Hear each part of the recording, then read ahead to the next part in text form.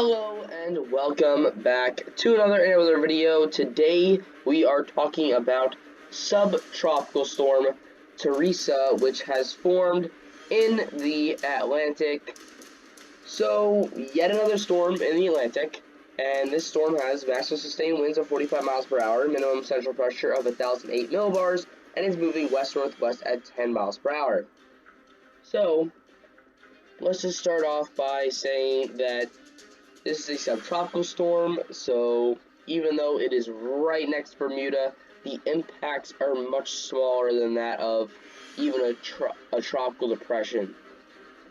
So the warnings and cone shows this is going to remain a subtropical storm, maybe even transition into a tropical storm from now until early Sunday before dissipating in the Atlantic.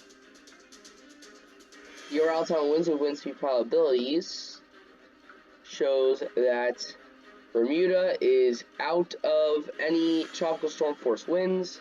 All of those are north of that point. So in terms of the satellite imagery, you can see that there's not much here. So the center of rotation is in here, and all of the thunderstorm activity is off to the east side. Now, the center of Teresa was located near 34, negative 65, so it's probably right in here, and yeah, so right in here, moving to the north. And, you really don't get that same tropical storm-like feel with this storm. It's subtropical, therefore it doesn't have all the tropical characteristics. Nonetheless, with a storm that has 45-mile-an-hour winds, maybe areas in Nantucket get some rough surf, but there's really no major impacts from the storm.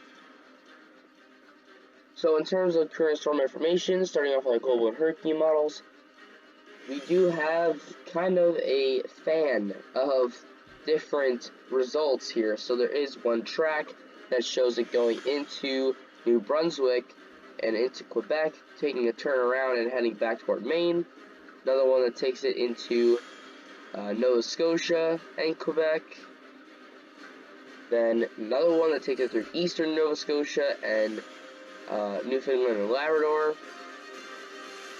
Couple mile runs taking it through Newfoundland and then potentially even off to the east after that. GEFS ensemble showing a track from the northwest to straight north to slightly northeast and avoiding land. And the GEPS is showing a track straight into Newfoundland and then taking a sharp turn to the east. With weather nerds, there are no European model ensemble for this storm system. Intensity guidance.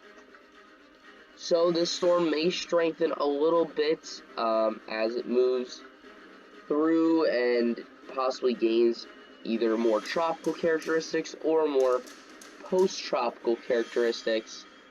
And then eventually it will weaken off as it gets through into more cold waters, such as off the Canadian coastline or even up near Greenland. So finally, here is our Hwrf hurricane model, and you can see here that this storm has a very loose hold on its center. And as the storm continues, as this is Saturday night and moving into Sunday, you can see that most of the thunderstorms are off to the east side, and those thunderstorms get more and more sporadic throughout the day on Sunday before eventually it gets engulfed into another system and continues to move off. So really not much there in terms of actual development. nor is there much there in terms of wind speed. We could actually look at that as well. So 10-meter winds, yeah. So the strongest winds here are like 34 knots. So borderline greens and borderline tropical storm. As it does move into Quebec, it loses all of its wind, of course, from the friction with making landfall.